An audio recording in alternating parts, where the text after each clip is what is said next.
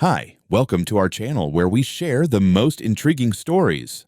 High up in the mountains, where silence reigns and solitude is sacred, a lone man's peaceful life is shattered when a ruthless HOA dares to claim his home. What begins as a polite request turns into a war of wills, trespass, and cold-blooded legal revenge. They picked the wrong cabin.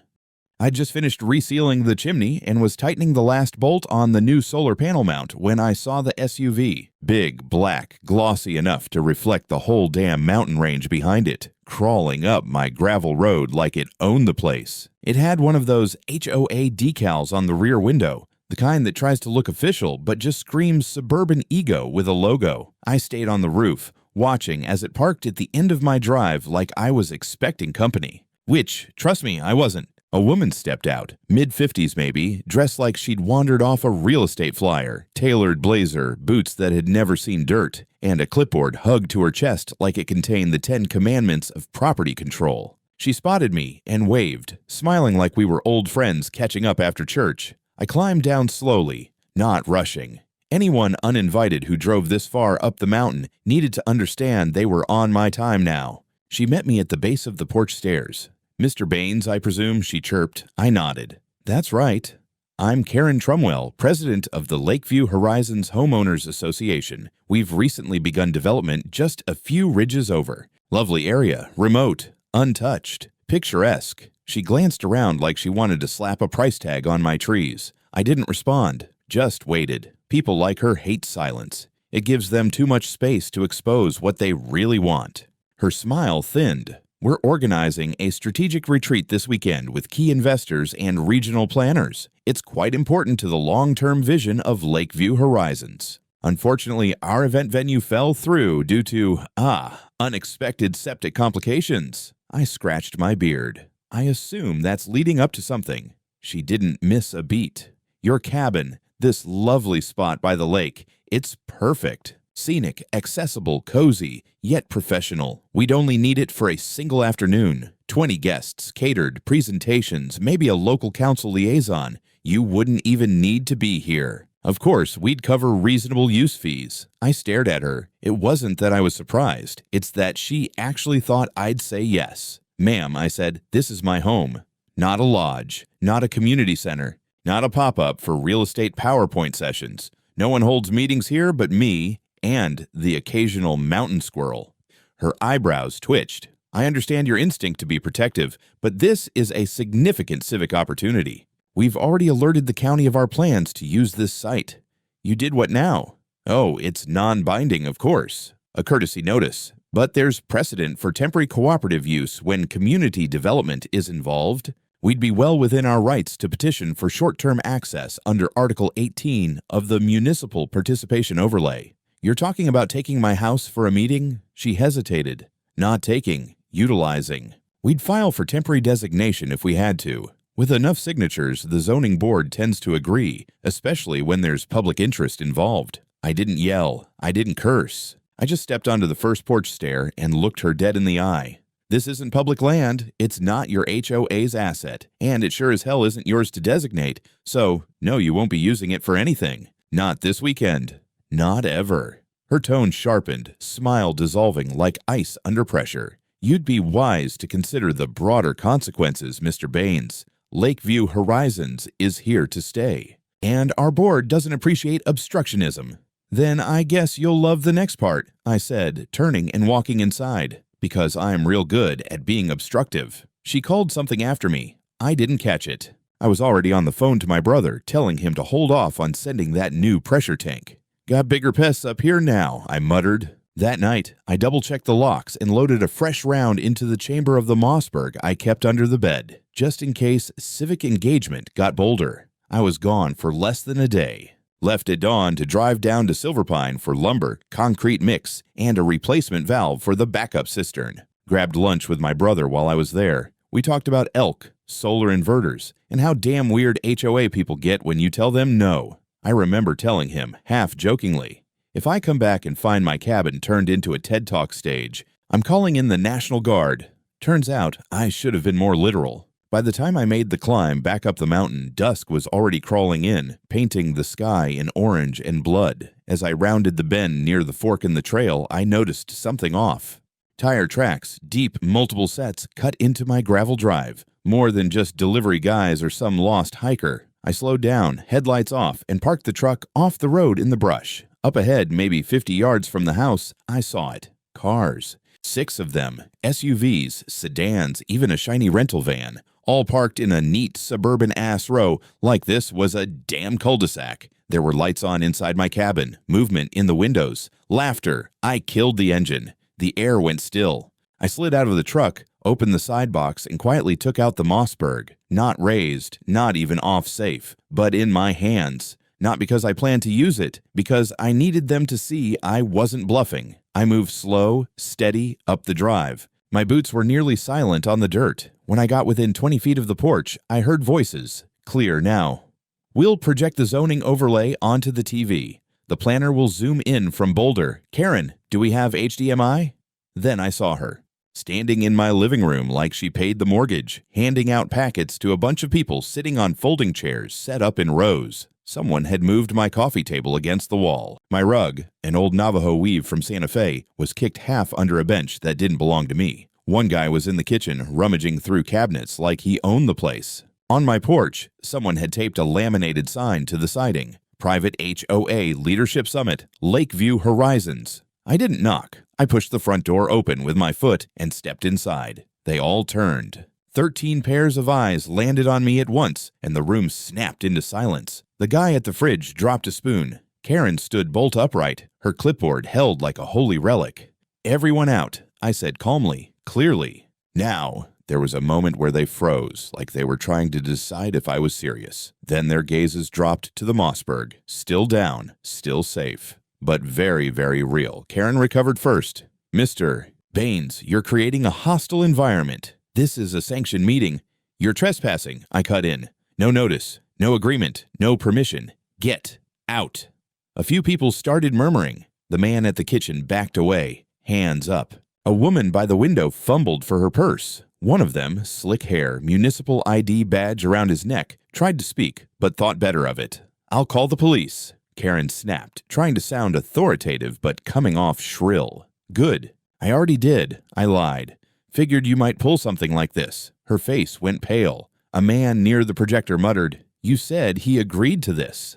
Karen didn't answer. Within 2 minutes, they were filing out. One of them, the zoning lawyer judging by the suitcase full of printouts, accidentally left his name tag on the table. David R. Macklin, Municipal Strategic Advocacy. I watched from the doorway as they packed into their cars and reversed down the road like rats fleeing floodwater. I locked the door, changed the deadbolt, pulled the spare off the shelf and swapped it too, just in case. Then I walked down to the gate and wrapped a thick rusted chain across it, padlocked tight just under the sign that already read Private Property, No Access Without Owner Consent. Back inside, I opened a beer, sat on my deck, and let the adrenaline leak out of my bones. The silence returned slowly, like a loyal dog after a storm. Then I made the actual call to the sheriff's office. I gave a full report, including names, description of vehicles, and every detail I could remember. The dispatcher said an officer would come out in the morning. I told her fine, but if they needed to arrest anyone, they'd better start with the blonde lady named Karen who decided breaking and entering was a good way to host a board meeting.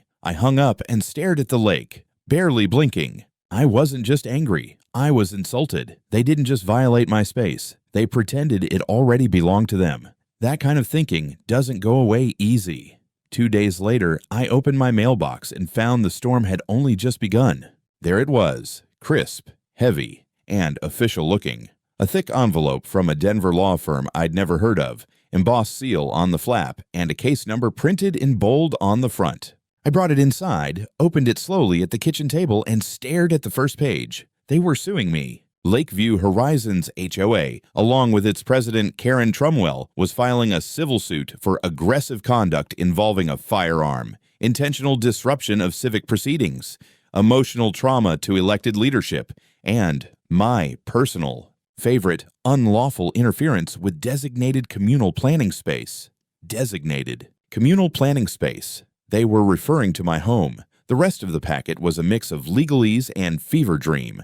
According to their version of events, I had received written notice of temporary community use for a mutually beneficial strategic gathering to discuss regional zoning improvements. They claimed I'd ignored this notice, willfully escalated the situation with a firearm, and created hostile conditions that endangered municipal partnerships. There was even a time-stamped photo of the laminated sign they'd taped to my cabin siding, used as evidence that this was a legitimate HOA summit. I read through the whole thing 3 times, not sure whether to laugh or flip the table. Then I called Margaret. She'd been my real estate attorney 9 years ago when I bought the land and filed every deed, easement rejection, and mineral rights claim myself.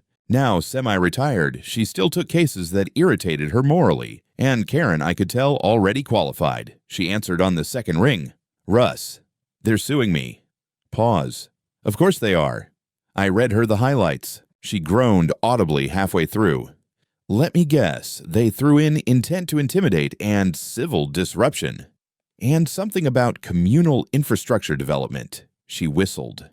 That's a new flavor. We scheduled a full sit-down for the next morning, and she promised to loop in someone she trusted from constitutional law, Ron Patel, former ACLU litigator, and a man who, according to Margaret, chews bad zoning cases for breakfast. Before I even got to Denver, Ron had already started digging. He pulled property maps, tax records, HOA registration, zoning jurisdiction filings, and, most damning of all, a complete USPS delivery report showing no certified or uncertified mail sent to my address by Lakeview Horizons or any party affiliated with it. Meanwhile, I sent him footage from the camera I wear on my shoulder strap when I hike or work the ridges. The night of the break-in, it caught everything. The sign, the guests, the projectors, Karen's shrieking refusal to leave, and, crucially, my calm, non-threatening commands with the firearm pointed nowhere near a soul. We met the next day in a law office that smelled like dusty coffee and righteous fury. They're playing games, Ron said, flipping through their complaint like it was a joke menu. They think by framing this as a community access dispute instead of what it was, trespassing, they can pressure you into settlement. I'm not settling, I said. Good, Margaret said, sliding over a file folder, because we're counterfiling. Trespass, property violation, fraudulent documentation, and we'll be requesting all digital communications between the HOA board and their legal counsel for discovery. If even one email mentions let's use the cabin and deal with it later, they're dead in the water. Turns out, they didn't even try to hide it. Ron's paralegal pulled 2 Facebook posts from a locked Lakeview Horizons group page. One of them, posted a day before the incident, read, "All set for the HOA summit at the lakefront house. Owner's gone, so we'll keep it quiet and respectful. It's for the greater good." There it was. Intent. Admission. Acknowledgement that they knew I hadn't given permission and went ahead anyway. By that evening, Karen's lawyers received notice of our counter-lawsuit, invasion of private property, attempted civil fraud via falsified notifications, and harassment with intent to manipulate legal status. We also filed an injunction against further action by the HOA regarding my property. That meant they couldn't even mention my land in their filings without a judge reviewing it. And just to be thorough, we attached the full police report which noted, upon review, the property owner was in legal possession and acted within his rights. No threats were issued beyond standard verbal commands. Weapon was held safely. No pointing or discharging occurred. HOA members vacated without further incident. The final paragraph sealed it. Initial contact with premises was unauthorized. No verifiable documentation provided to justify presence on private land. They tried to spin it in the press the next morning. Karen gave an interview with some local outlet where she painted me as a rogue isolationist who refused to engage with the community. It didn't help that the article included a public comment from the sheriff's office saying I'd acted lawfully in defense of his residents. Ron sent her legal team a single-line email. "We will proceed to court unless your client withdraws all claims within 72 hours. Clock starts now." They didn't respond. Good. I was just getting warmed up. Karen should have backed down, but she didn't. Instead, she doubled down. A week after we filed the counterclaim, Margaret forwarded me an amended version of the original suit, now bloated with new accusations, emotional duress, lost investment opportunity, and, most laughably, failure to uphold community cohesion standards. Apparently, I'd become public enemy number one for refusing to donate my cabin to the greater good of HOA diplomacy. That's when Ron decided it was time to go for the throat. We met at his office on Tuesday morning. He already had a corkboard on the wall covered in printed emails, zoning maps, timelines, screenshots, and 2 huge blow-ups of the HOA's fake notice letter with red pen circles around the postmark mismatch and the USPS stamp proving it had never been processed. "They're cooked," he said simply, pouring black coffee like it was jet fuel. "But we're not just winning this, we're taking them apart." The next step, testimony. Ron's team tracked down one of the attendees from the so-called summit, a middle-aged city planner named Reggie Clark. He'd been quiet, respectful, and not present on any of the follow-up legal action. When contacted by Ron's paralegal, Reggie agreed to provide a written affidavit stating, under penalty of perjury, that he had been told by Karen herself that the property was temporarily authorized for HOA usage and the owner is cooperating in absentia. In his words, "I was under the impression the home had been leased or donated for the event. I had no reason to believe it was unauthorized." Boom. False representation, fraud by misrepresentation. We added the affidavit to our case. Meanwhile, another break in our favor. A small-time investor who had backed the Lakeview Horizons project pulled out entirely. In his formal exit letter, he cited recent allegations of unlawful behavior and lack of transparency within the HOA leadership. The letter leaked to a development blog that posted an article titled, "Lakeview HOA Implodes Over Mountain Cabin. Scandal. Investor Exodus Begins." I read it while sipping coffee on my deck. The view over the lake never looked sweeter, but Karen wasn't done trying to play dirty. 2 nights later, I found something taped to my front gate. A letter, clumsily printed and clearly meant to intimidate. Cut-out newspaper letters, the whole amateur hour routine. It read, "We don't need a trigger-happy lunatic in our neighborhood. Leave or else." It would have been laughable if it weren't so stupid. I took it down, called the sheriff's office, and gave them the gate cam footage. The camera had caught someone in a hoodie around midnight. Slim build, crouching low, but headlights from a passing car gave me a side profile. Not Karen, someone younger. A man. Within 48 hours, the sheriff's deputy called back. They had ID'd the person, Brent Holzer, one of the newer HOA board members. He was also listed as one of the original summit attendees. Charges were filed for harassment and criminal trespass. We didn't publicize it. Yet. But I forwarded the arrest report to Karen's legal team with a simple note. "Your house is on fire. I suggest you put it out before it spreads." That same day, our injunction was formally granted. Lakeview Horizons HOA was legally prohibited from conducting any further meetings, communication, or planning that involved my property in any way. The judge also ordered them to submit all internal communications regarding my land for independent review. Ron was ecstatic. "This is where we turned discovery into demolition," he said. And we did. The HOA's own internal emails, now under court-ordered review, revealed that they knew they had no claim to my land. In fact, 2 weeks before the summit, their own internal legal consultant had warned them in writing, "Property is clearly outside HOA boundaries. Any occupation without consent will constitute trespass." Karen had responded, "We'll handle the fallout later. The exposure is worth the risk." That email would become Exhibit A in the trial. We now had proof of intent, misrepresentation, trespassing, intimidation, and fraud, all while Karen still tried to present herself in public as the victim of a hostile, gun-toting hermit who hated the community. They underestimated one thing. I didn't hate the community. I hated being lied to and used, and I was just getting started. Things started to unravel for them faster than even I expected. By the following week, I was getting emails and even handwritten letters from residents of Lakeview Horizons, some apologizing, some confessing they were misled, others quietly passing along screenshots of HOA internal group chats. One message in particular stood out, a forwarded post from Karen herself in the HOA board's private Slack channel, time-stamped 2 days before the summit. It read, "We use the cabin for the meeting. Baines is off-grid and won't be back in time. Worst case, we spin it as a misunderstanding." That little gem made its way directly into our evidence packet, right next to the affidavit from the city planner and the internal memo from their own legal advisor warning them not to set foot on my land. Ron barely contained his glee. But it wasn't just about emails and Slack logs anymore. After Holzer's arrest for leaving that threat on my gate, things got ugly inside the HOA. 3 board members resigned within 72 hours, 2 of them after being served subpoenas to testify under oath. Rumor had it, one of them struck a pretrial deal with the DA's Office for Immunity in exchange for a full digital dump of HOA communications. That rumor turned out to be true. The files were damning. Among them were budget spreadsheets showing HOA funds had been used to rent AV equipment, catering services, and even a transport van, all tied to the illegal meeting at my cabin. The entries were disguised as outreach events and site inspections. Fraudulent accounting, plain and simple. One email chain stood out like a bruise on white skin. Karen had written, "If Baines pushes this, we bury him in paper and PR.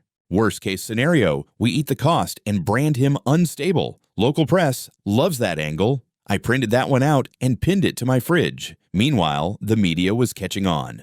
First a local blog, then a regional paper picked up the story. Mountain man sued after HOA illegally uses his home, then smeared him. Within days, I got interview requests from news anchors with perfect teeth and fake curiosity. I declined. My lawyers didn't. Ron appeared on a radio segment breaking it all down with surgical clarity. He didn't sensationalize it. He just told the truth. A homeowner in unincorporated county territory, never part of an HOA, had his private home commandeered under false pretenses by a corporate-style HOA board, who then fabricated legal claims to cover their actions and intimidate him. That same afternoon, Karen held a press conference, her last-ditch effort to salvage her reputation. It backfired spectacularly. The press pool, already skeptical, hit her with questions pulled straight from the court filings. She stumbled over timelines, denied emails that were already authenticated, and made the fatal mistake of claiming she had never instructed anyone to use the cabin. 2 hours later, Reggie Clark, the city planner, went on record to publicly refute her.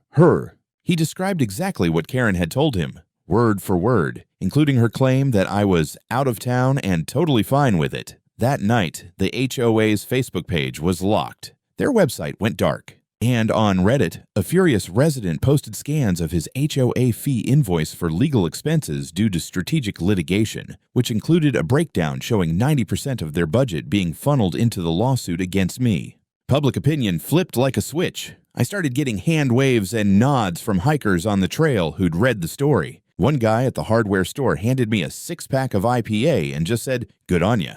But the legal process was still grinding forward. Our motion to compel full financial disclosure from the HOA was granted. The court wanted to know exactly how they'd funded the summit, the lawsuit, and Karen's personal press consultant. When the numbers came in, it was clear. HOA dues had been abused for personal legal retaliation. Several residents filed their own civil complaints against the board. And then came the heavy hit. The county commissioner's office released a short statement after a week of silence.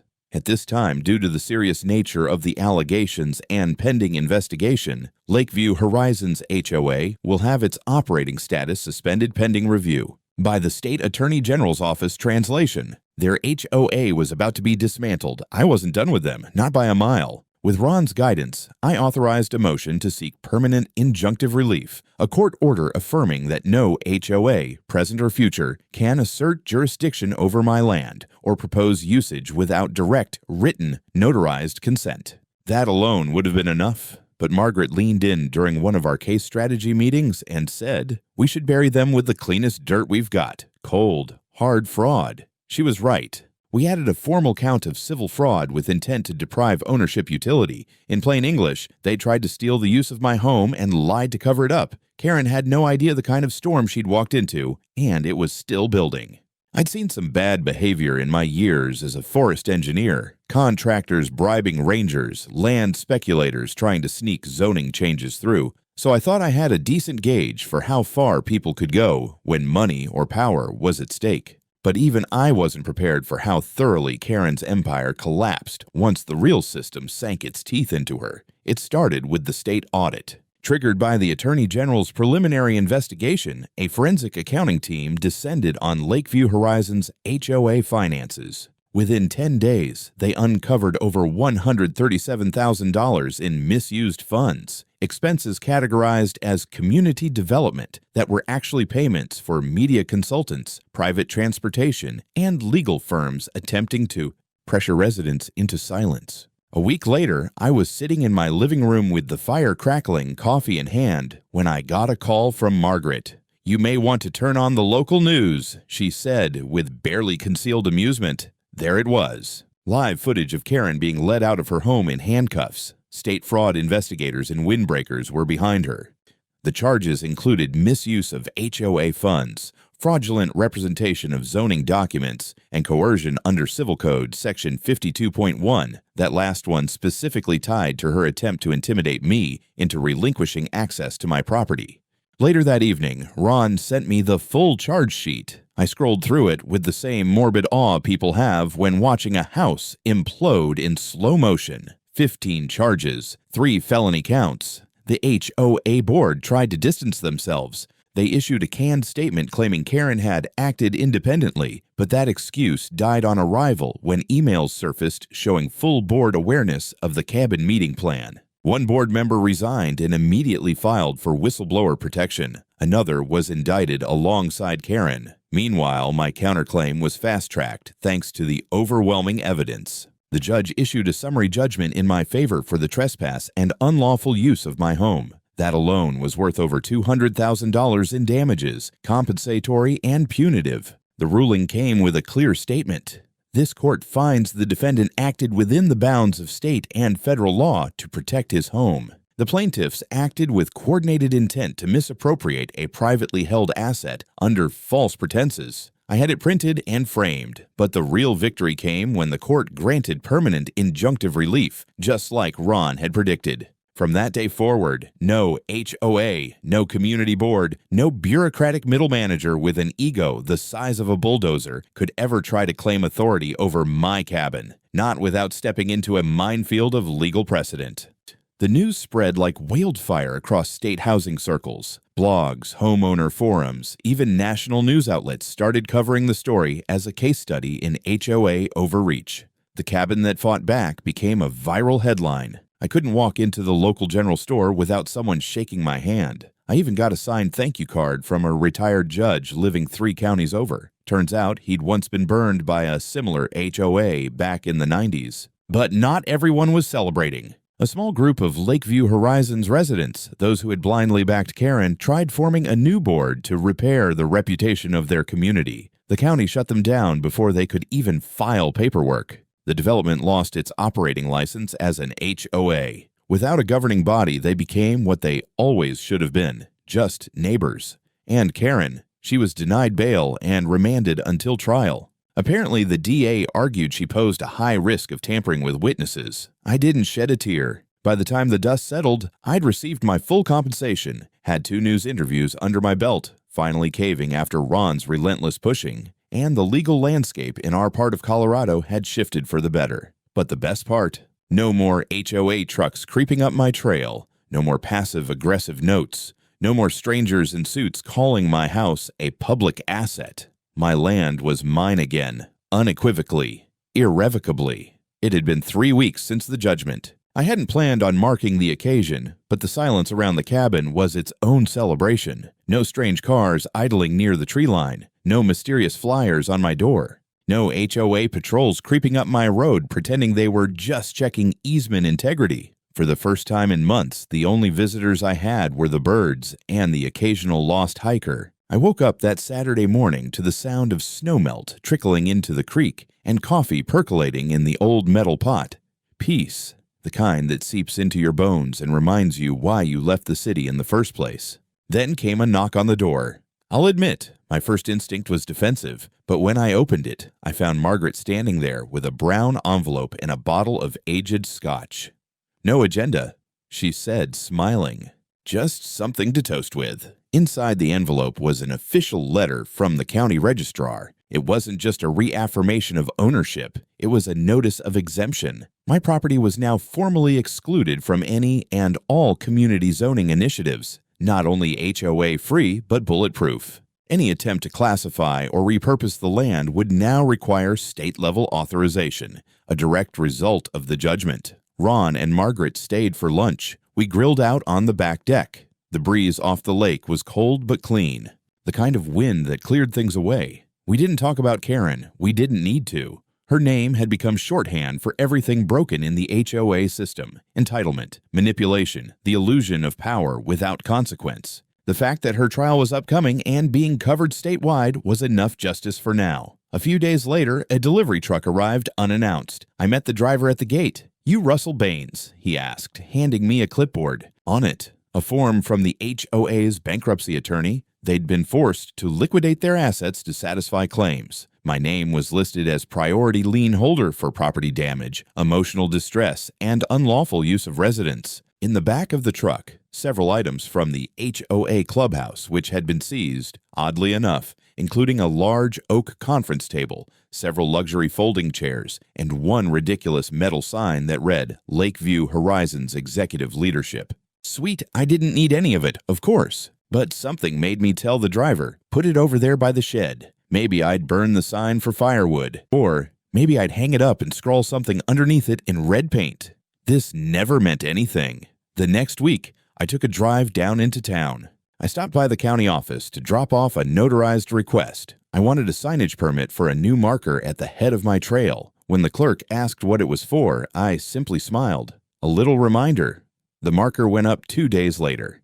Heavy, cast iron bolted into granite, private property. No meetings, no HOAs, no exceptions. It was a quiet morning when I screwed the final bolt into the new plaque. The iron was cold in my hands, but it gleamed with something permanent, something earned. I stepped back and looked at it. My final line in the sand, the one I'd wanted to draw months ago before they tried to turn my life into some kind of community project. The polished surface read, "This home doesn't negotiate with intruders, especially the organized ones." It sat just beside the front door, right above the boot scraper, subtle enough not to scream, but bold enough to make a point. I figured anyone who made it that far onto the property needed to read it. Life returned to normal quickly, almost suspiciously so. The county sent one more letter, a formal apology for what they called incomplete boundary record oversight, whatever that meant. I framed it and put it in the outhouse. That felt like the right place for it. Ron and I started working again on the Ridge Trail Map updates, and he mentioned that HOA developments in 3 other counties had started collapsing after my case got media attention. A few of them were even cited for similar zoning fraud, trying to claim control over non-member properties. Karen's name came up in some of those complaints too. Apparently, she'd been a consultant for 2 of them under a fake LLC. Didn't matter anymore. Her sentencing was set for mid-July, and the prosecutors had her on everything from criminal trespass to forgery and falsifying municipal records. I wouldn't be attending the trial. I didn't need to see it. The system was handling her now. Finally. As for me, I had plans. Not big ones. Just mine. Fix up the dock. Maybe build a smokehouse behind the cabin. Plant some sweet corn near the back slope. I didn't need much, but I wanted to enjoy the things I owned without someone knocking on my door claiming they were entitled to it. One afternoon, I spotted a couple looking at a property down near the bend, just outside the HOA ruins. I waved. They waved back. 5 minutes later, they pulled up near my gate and asked politely if I'd ever consider renting the cabin short-term, just for special events. I laughed, not because they were rude, they weren't, but because I realized something in that moment. People will always ask. Entitlement isn't tied to a title or a board position. It's just in some people's nature. I gave them a kind no and pointed to the iron sign by the tree. The man chuckled and said, "Fair enough." They drove off, and the mountain got quiet again, just the way I like it.